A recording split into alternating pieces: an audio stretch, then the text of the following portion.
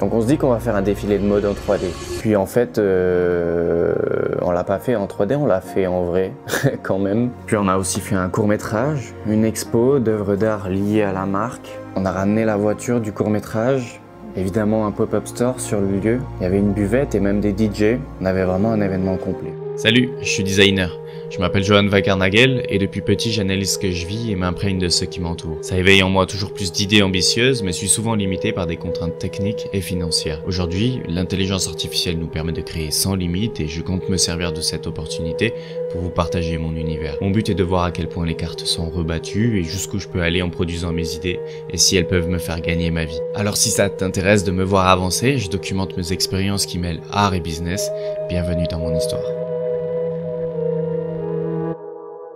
On a donc eu quelques mois pour préparer cet événement, sans en avoir jamais fait auparavant, sans même savoir avec qui on va tout faire. Et la chose sur laquelle on est le plus focus au départ, c'est le court-métrage. Je voulais vraiment qu'à travers ce court-métrage, n'importe qui puisse comprendre quelque chose, et peu importe si c'est quelque chose de différent de la personne à côté. Je voulais faire une sorte de boucle, une vidéo qui puisse tourner en boucle, avec les deux phrases clés du concept de la marque qui se font miroir, qu'on puisse sauter d'un à l'autre et que ça montre ce cercle vertueux que j'ai expliqué dans la dernière vidéo. Le script du court-métrage, je l'écrivais déjà depuis plus d'1 an et là, il fallait que je le finisse, vraiment, parce qu'il fallait tourner. Et sauf que j'arrivais pas à finir le concept, j'arrivais pas à finir cette vidéo, je savais pas comment la rendre concrète. C'était un concept tellement abstrait qu'il fallait condenser dans si peu de temps et dans si peu de capacité de reproduire ce que j'avais en tête parce que c'est tellement abstrait que tu peux pas filmer le temps. Comment tu filmes quelque chose qui va vite ou qui va pas vite? C'était quand même un défi cinématographique assez compliqué et je trouve qu'on s'en est pas trop mal sorti franchement.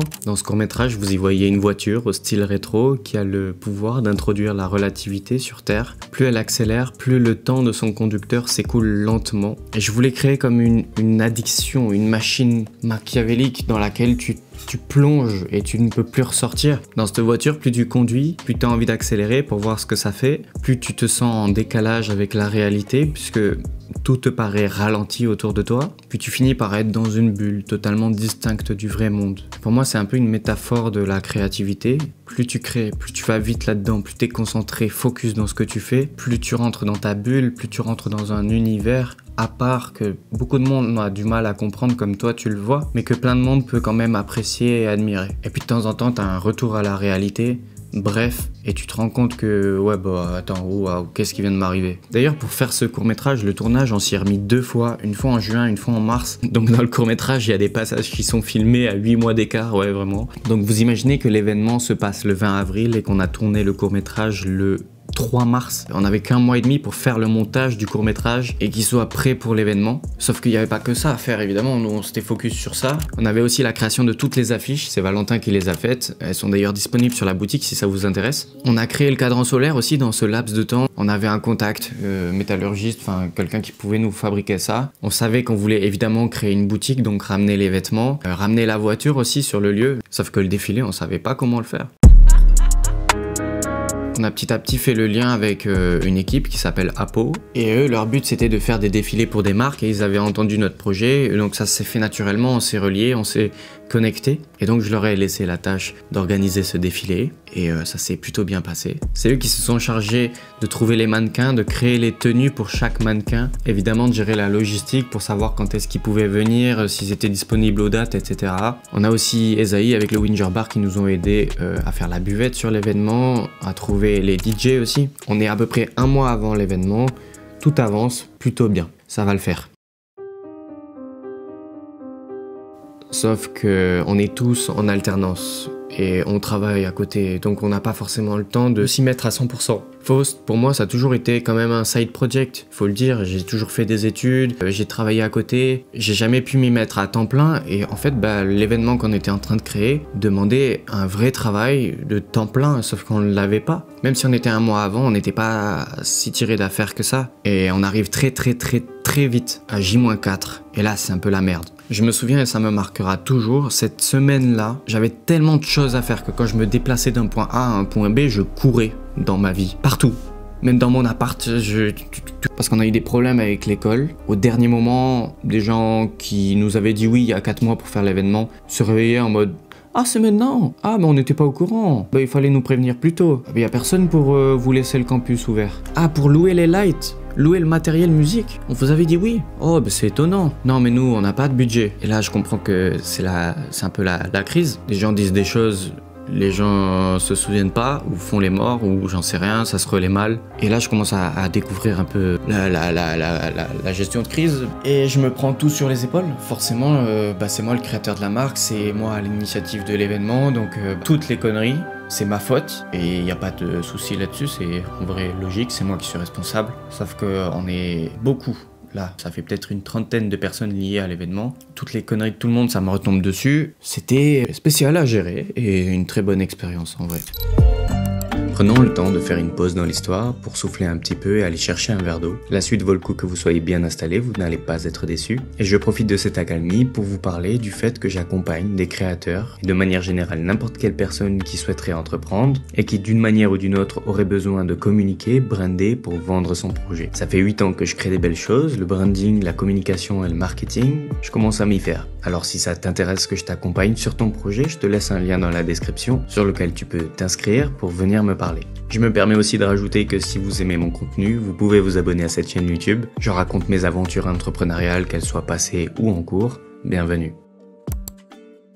Donc forcément, il y a un peu des discordes entre l'école, notre équipe, et même au sein de l'école, les membres du staff, certains qui sont plutôt pour ce genre de projet, d'autres qui n'en ont rien à foutre et qui veulent juste faire du business. Et eux, ce qu'ils voient, c'est juste des jeunes qui font chier parce qu'ils veulent finir un peu plus tard que 17h. Et en même temps, j'ai un problème de serpent qui se mord la queue, de l'école qui veut un devis pour louer le matos, sauf que pour demander le devis, j'ai besoin de savoir le budget que peut me donner l'école. Et donc en fait, personne veut dire quelque chose. Et moi je suis entre les deux, ça a été très juste. En même temps, Raphaël sur le court-métrage m'apprend qu'il y a une grosse galère, qu'on a un problème parce qu'au rendu il y a un truc qui sort trop mal et que tous les plans ils sont niqués et tout. Ouais, c'est chaud, ouais. Le temps que je vous dise tout ça, ça y est, on est le jour J, on est jeudi matin, le soir c'est le défilé, c'est l'événement, c'est aujourd'hui. On loue une camionnette pour déplacer le stock et tout le matériel nécessaire à l'événement. Putain, le lapsus. On loue une camionnette pour déplacer le stock de là où il est rangé et de manière générale tout le matériel qu'on a et dont on a besoin sur l'événement. Moi le matin avec Valentin, je commence à installer les affiches, rameuter des gens dans l'école, faire de la communication, parce que c'est moi qui gère les réseaux aussi, donc bon, je fais un peu tout en même temps. Et Samuel ramène la camionnette avec le matériel dedans.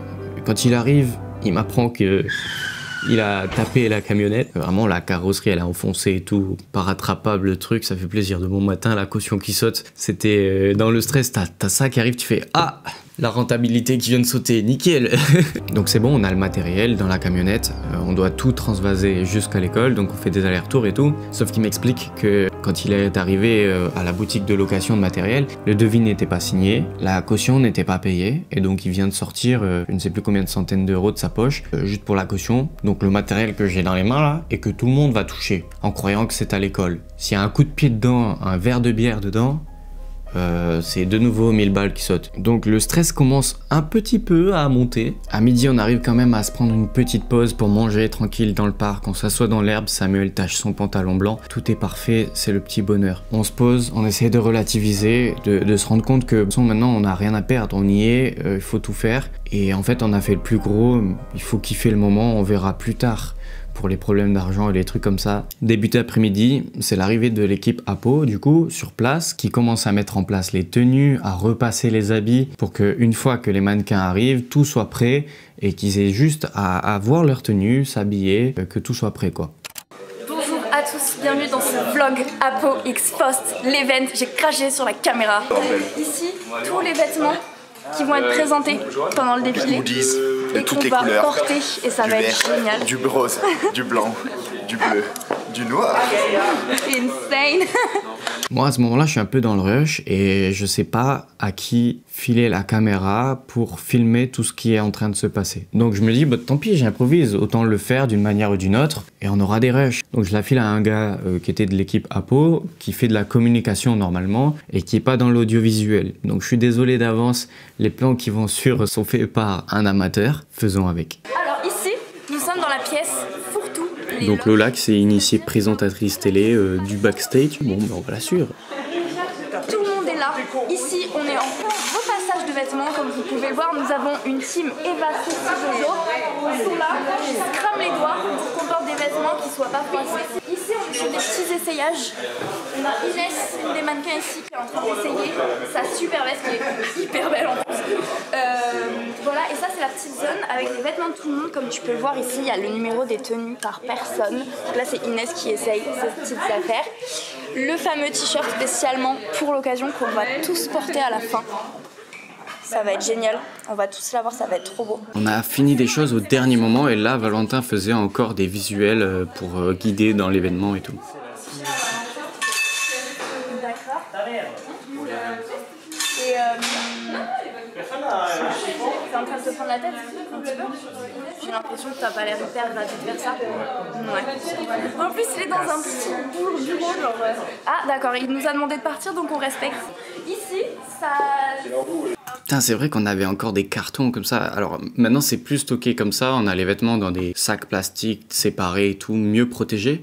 Mais c'est vrai qu'à la base, là, on n'avait pas encore ça bien organisé. On avait encore les cartons. Alors c'était un bordel, c'est pour ça qu'on a arrêté. Hein. Outfit check. Avec le caméraman Alan. Alan, je t'ai même pas présenté. Tu veux que je te présente 2 secondes? Ah, vas-y, carrément, vas-y. Bouge pas. Salut les gars. Bon, en tout cas, j'ai mes petites lunettes pour faire un peu. Ce soir, ça va être moi qui va vous filmer. Je vais filmer tout. Je suis Lola toute la soirée. Oh, mais la scène a disparu. Ben voilà. Je vais te faire visiter la scène, mon gars, mais elle est plus. Donc là, il faut imaginer qu'il y a une scène. Elle est où la scène? On va marcher. La scène, normalement, elle est là. Ok. Elle est là. Ils l'ont repliée. Je ne sais pas pourquoi. C'est la vie. Qu'est-ce que. Ah, on va te montrer l'atelier couture qui se trouve juste là-bas. Alors, Juju et Manon, qui sont en train de faire les petites mains et qui sont en train de découper. Je suis mort. Relève-toi, par contre, un conseil, si je te filme.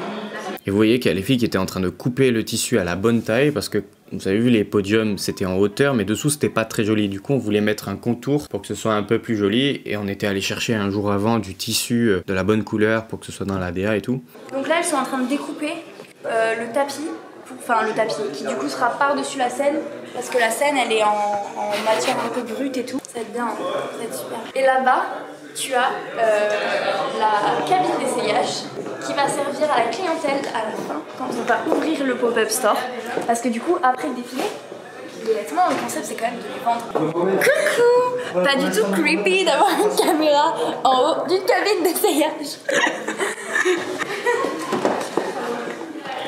On va peut-être assister à ça. Allez, on les suit.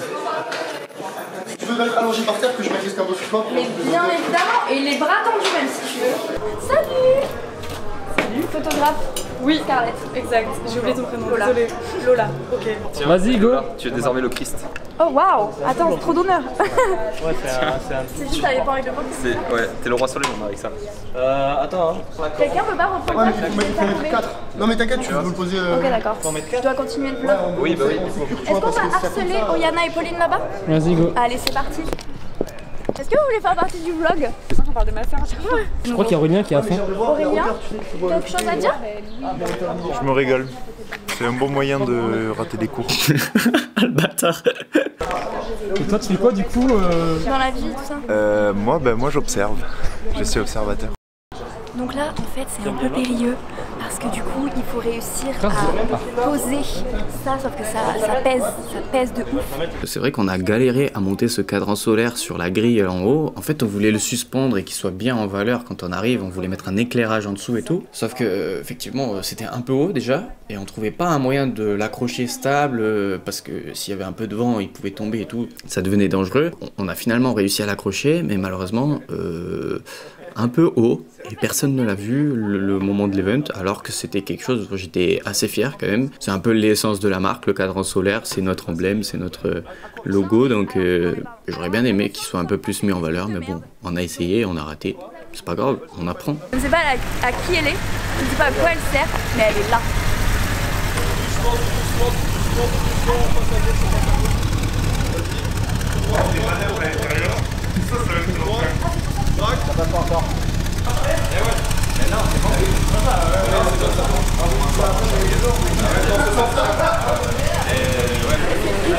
Impressionnant, c'est top. Et là on est dans un chaos total et en même temps plutôt bien organisé où quand même beaucoup de monde sait ce qu'il a à faire, fait sa petite tâche et l'a fait plutôt bien et ça montre quelque chose d'assez surprenant. Moi je suis juste là à finalement à ce moment-là juste voir que tout se passe bien, faire une petite tâche où il y a que moi qui peux la faire, mettre le son du défilé sur une clé USB pour la filer au DJ parce que c'est moi qui ai choisi la musique, donc c'est moi qui l'ai, il y a que moi qui peux le faire. Tout le monde bossait pour que ça se passe bien, tout le monde l'avait à cœur, tout le monde aimait ce qu'il faisait. En fait, pour la plupart, c'était quelque chose de très professionnalisant, c'était une expérience nouvelle, rare, et on kiffait, on était tous dans le moment. Puis à côté de ça, t'en as aussi qui foutaient pas grand chose et qui regardaient, qui faisaient un petit truc de temps en temps pour dire qu'ils étaient là. Et évidemment, c'est eux qu'on avait un peu plus sur la caméra, donc c'est pas super représentatif du travail derrière tout ça. À 17h30, les mannequins arrivent, soit une demi-heure avant l'ouverture de l'événement. Le défilé se déroule à 20h et ça y est, les minutes passent, une après l'autre. Il est 17h30, je suis toujours en tenue, en sueur, pas possible de toute la journée de travail. Évidemment, je rentre chez moi en courant pour me doucher et me préparer. Et puis j'arrive sur l'événement à 18h, comme tout le monde. Et c'est un peu bizarre ce moment parce que t'as travaillé dessus pendant des mois, t'as fait confiance à plein de monde, il y a plein de choses que t'as pas pu gérer, surtout toute la journée. Sauf que ça y est, c'est plus le moment d'essayer de se dire ah, est-ce que ça ce serait un peu mieux là? Est-ce que ça ce serait pas un peu mieux comme ça? J'ai plus le choix, je suis confronté au lâcher prise. Donc je me balade et là c'est la première fois depuis 4-5 jours que je ne cours pas. J'arrive tranquillement, ça y est, toutes les lumières sont allumées.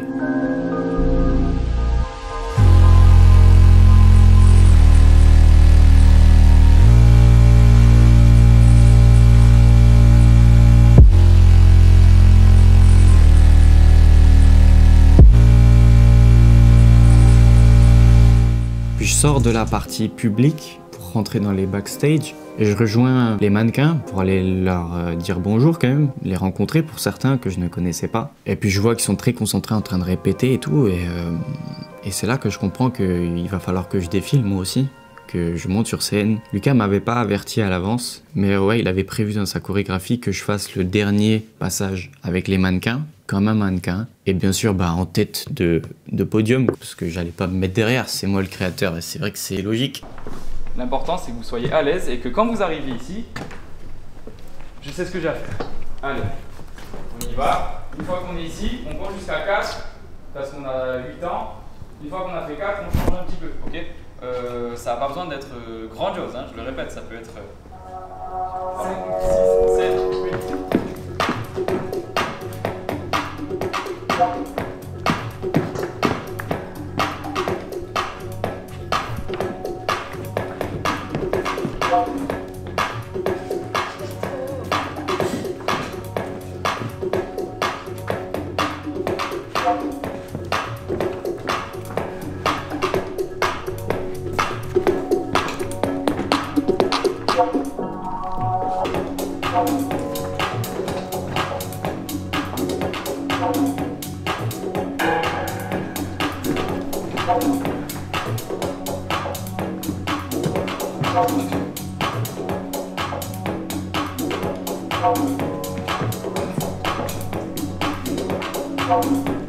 Ok, parce que là c'était parfait, il y a juste certains temps où on a des incertitudes.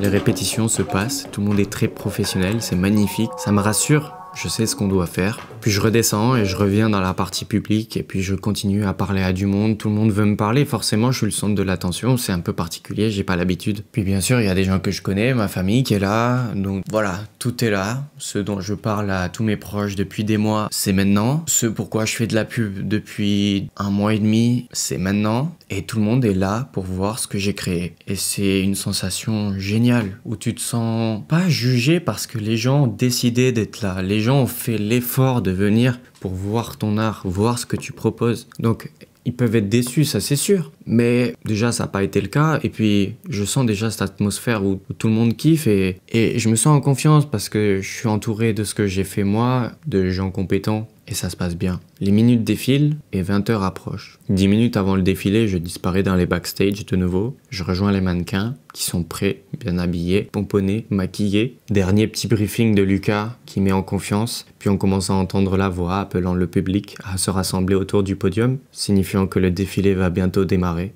Bienvenue dans l'univers Faust. Vous allez assister au défilé édition 2023 présentant la première collection ainsi que le nouveau t-shirt inédit de la marque. Prenez place autour de la scène, le spectacle va commencer d'ici quelques instants.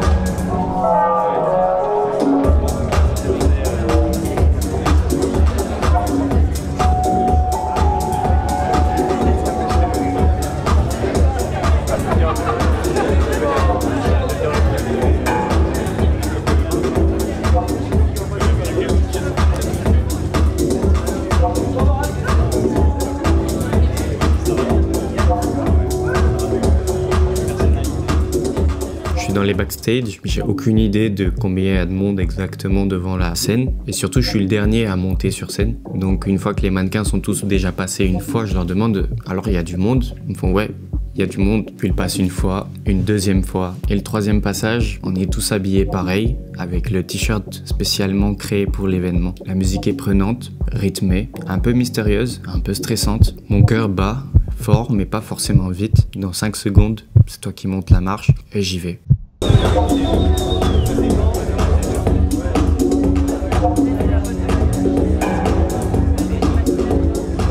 Et j'arrive au bout du podium, entouré de Raphaël et Anaïs, et on a une pause de 30 secondes. Vraiment 30 secondes, moi, debout, face au public. À rien faire, à attendre, c'est très long.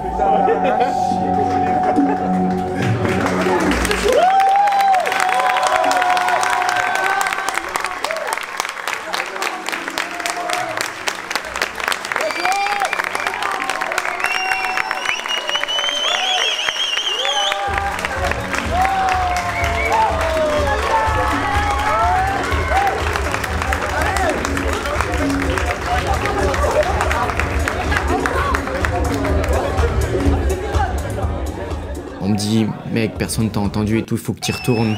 Donc j'y retourne. En premier, je crois, je prends Valentin par la taille et c'est là je me dis, putain, il faut que les gars de Faust ils montent sur scène aussi. Parce que c'est eux derrière tout ça à la base. Raphaël nous suit derrière. Je sais pas si Samuel est monté. Je crois pas, lui il était à la boutique. Et puis là, bah, je sors ce qui sort du cœur. Je sais même plus ce que j'ai dit. J'ai remercié tout le monde. Et voilà.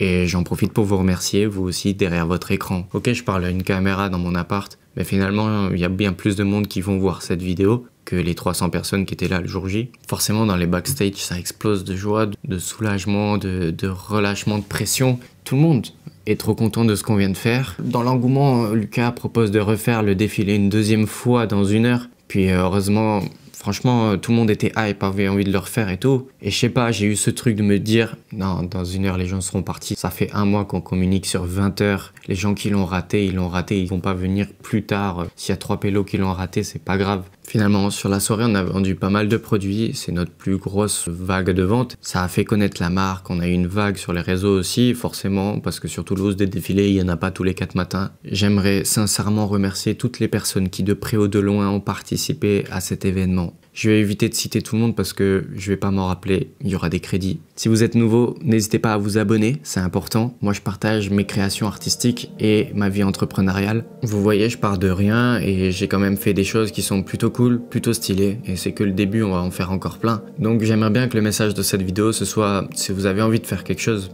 allez-y, essayez, faites-le, commencez quelque part. Empilez une brique après l'autre, essayez pas de faire un mur d'un coup. Cette vidéo fait évidemment suite à la première où j'explique la création de la marque de vêtements Faust Art Theory. Si ça vous intéresse de voir comment j'ai créé cette marque en partant de rien, n'hésitez pas à aller la voir. D'ici la prochaine vidéo, portez-vous bien. Salut!